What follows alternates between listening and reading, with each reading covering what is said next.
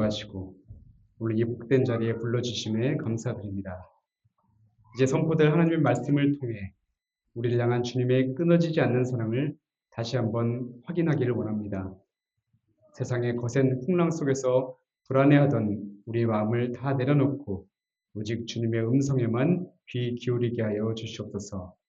부족한 자가 말씀 전하오니 성령님 능력으로 함께할 줄 믿사오며 이 모든 말씀 살아계신 예수님 이름으로 기도하옵나이다.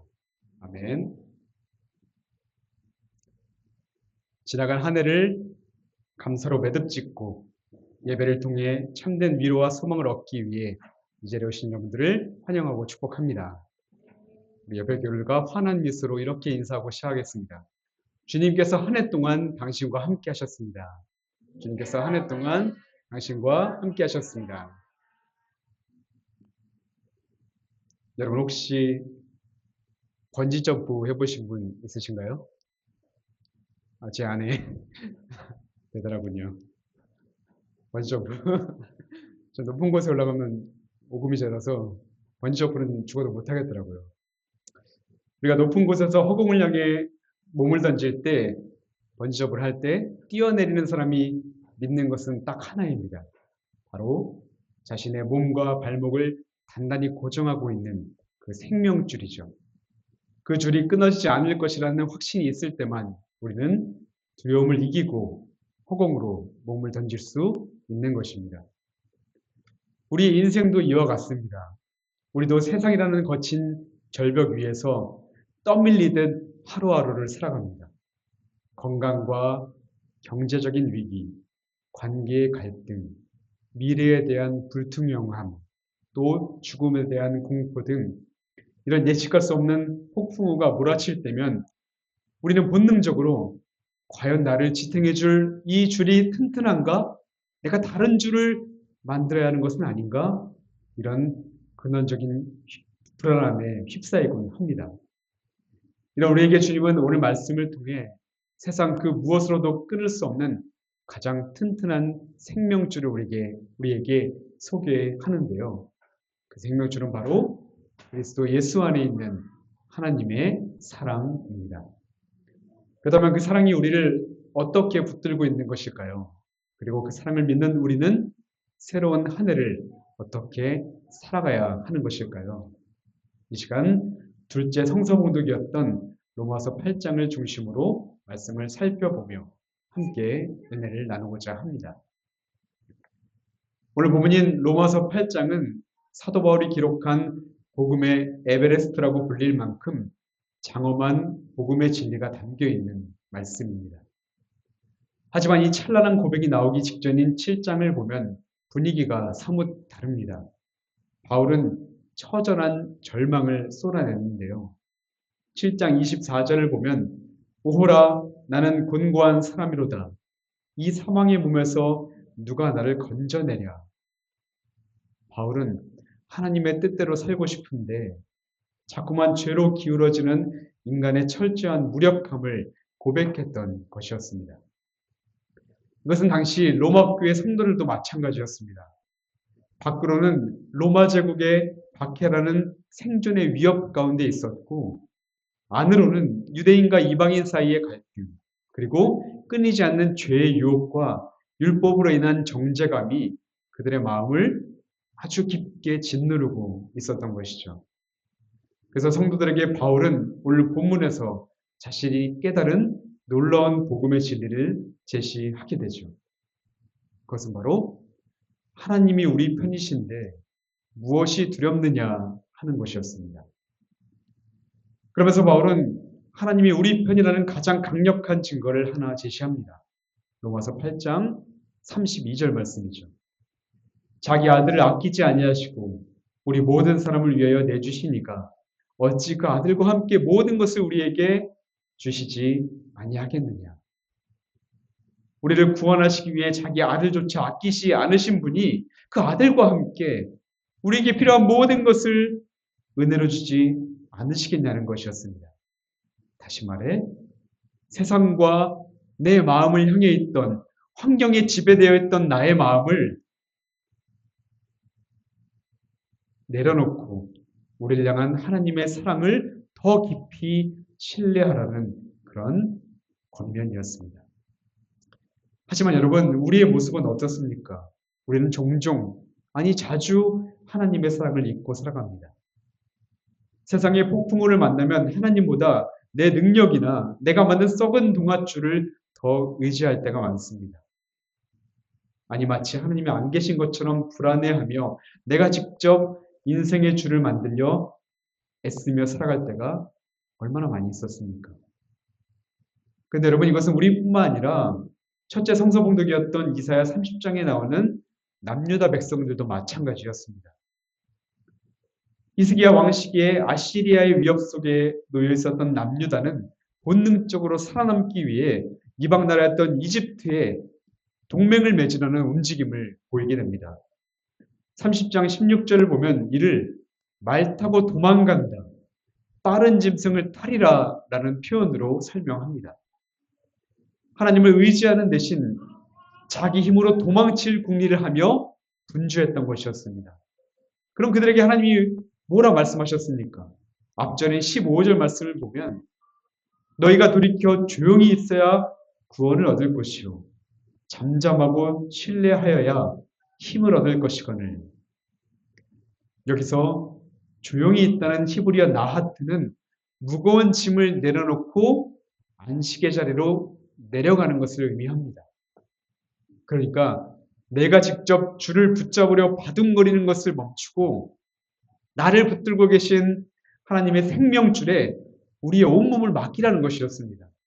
하나님이 일하시도록 너의 자리를 내어주라는 것이었습니다.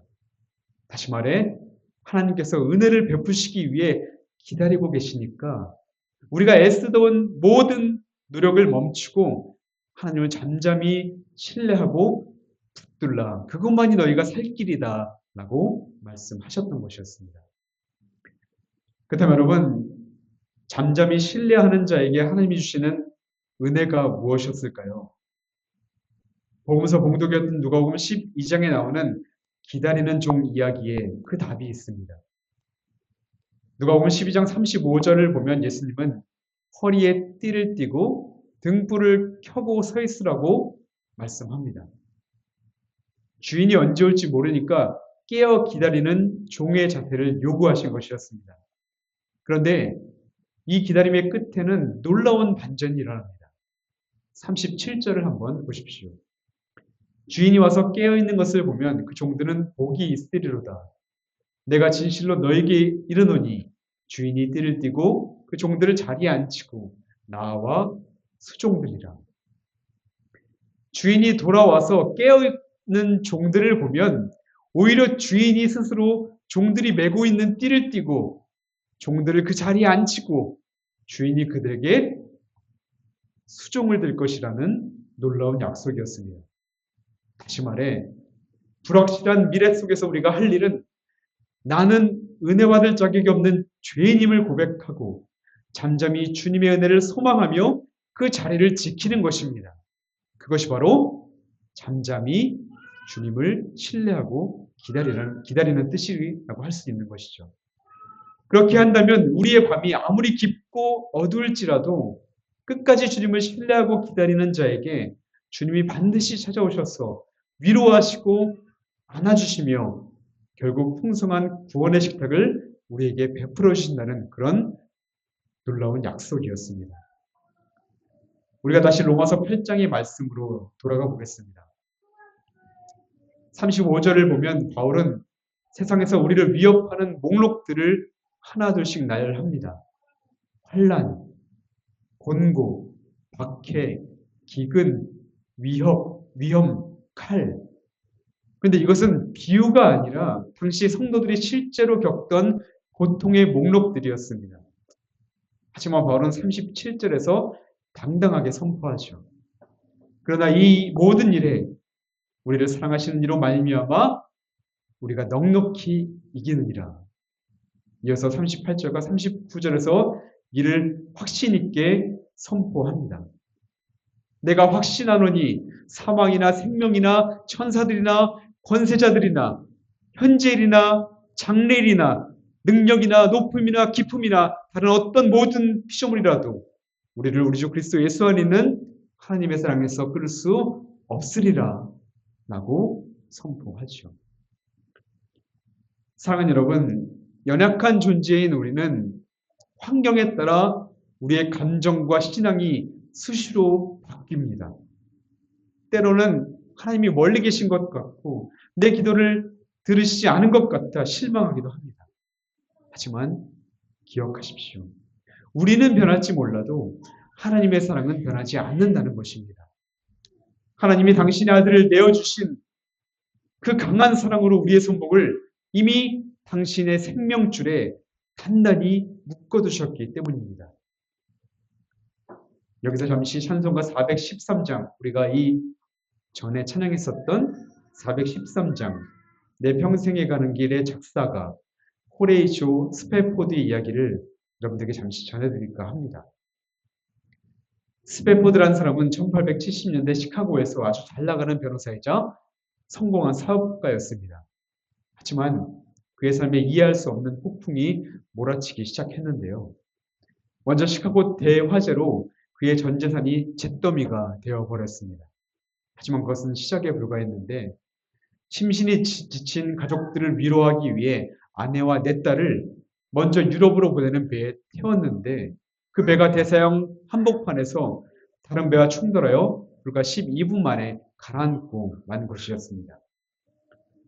226명의 사망자 중에는 그의 사랑스러운 네 딸이 모두 포함되어 있었습니다. 홀로 구조된 아내가 보낸 정보에는 단 두 마디만 적혀 있었죠. Saved alone. 혼자만 구조되었다는 것이었습니다. 자녀를 모두 잃은 스태포드는 즉시 아내를 만나기 위해 배를 타고 대서양을 건너기 시작했습니다. 항해 도중 선장이 그를 불러 이렇게 이야기했습니다. 스태포드 씨, 지금 우리가 지나고 있는 이 지점이 바로 당신의 딸들이 잠든 곳입니다.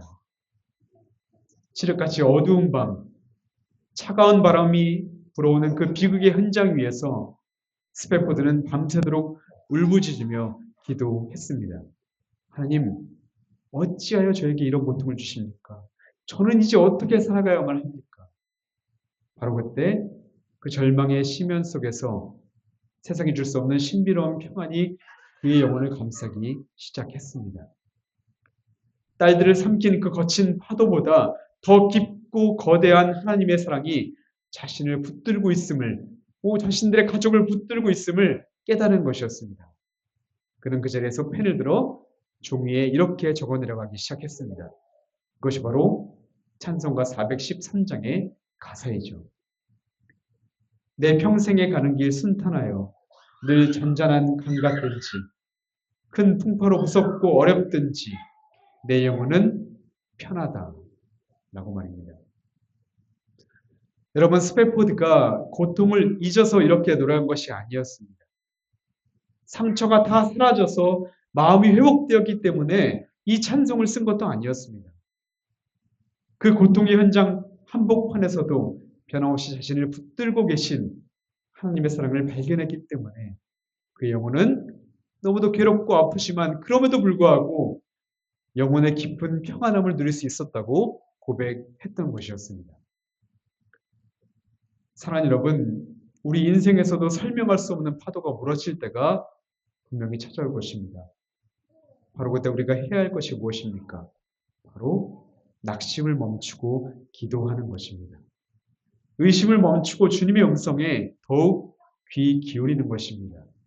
그 폭풍보다 깊은 곳에서 흐르는 하나님의 사랑이 분명 저와 여러분의 영혼을 가장 안전하고 평안하게 지켜주실 것입니다. 이제 말씀을 마치려고 합니다. 세상은 끊임없이 우리에게 속삭입니다. 너는 혼자다. 너의 미래는 불투명하다. 하나님은 너를 잊으셨다. 라고 말입니다. 하지만 오늘 사도 바울은 하늘을 울리는 큰 목소리로 우리에게 이렇게 선포합니다. 세상 그 무엇도 당신을 하나님의 사랑에서 끊을 수 없다라고 말입니다. 이제 몇 시간 후면 정확히 2시간 반 후면 2026년도 새해가 시작됩니다. 여러분의 새해가 어떻게 펼쳐질지 저는 알지 못합니다. 그러나 이것 하나만큼은 확실하게 말씀드릴 수 있습니다. 여러분이 어디에 있든 무엇을 하든 하나님의 눈동자는 여러분들을 향해 있고 그분의 전능하신 팔은 여러분을 단단히 붙들어 주실 것입니다. 바라기는 환경에 따라 이리저리 흔들리는 인생이 아니라 나를 사랑하시고 끝까지 책임지시는 그분의 사랑을 더욱 굳게 붙드는 인생, 그 끊어지지 않는 생명줄에 몸을 맡기고 주님이 주시는 참된 평안과 그리고 구원의 기쁨을 누리는 복된 한 해가 되기를 주님의 이름으로 축복합니다. 아멘. 기도하겠습니다. 살아계셔서 우리와 함께 하시는 하나님, 오늘 말씀을 통해 우리가 붙들어야 할 진정한 생명줄이 무엇인지 깨닫게 하시니 감사드립니다. 세상 그 무엇도 우리를 주 예수 그리스도 안에 있는 하나님의 사랑에서 끊을 수 없음을 믿습니다. 다가올 2026년 새해에도 우리의 환경이 우리의 마음을 흔들어 놓을지라도 우리를 사랑으로 단단히 묶어두신 주님의 손길을 신뢰하며 주님이 주시는 참된 안식과 구원의 기쁨을 누리는 복된 한 해가 되게 하여 주시옵소서. 우리를 끝까지 사랑하시고 책임지시는 예수 그리스도의 이름으로 간절히 기도드립니다. 아멘.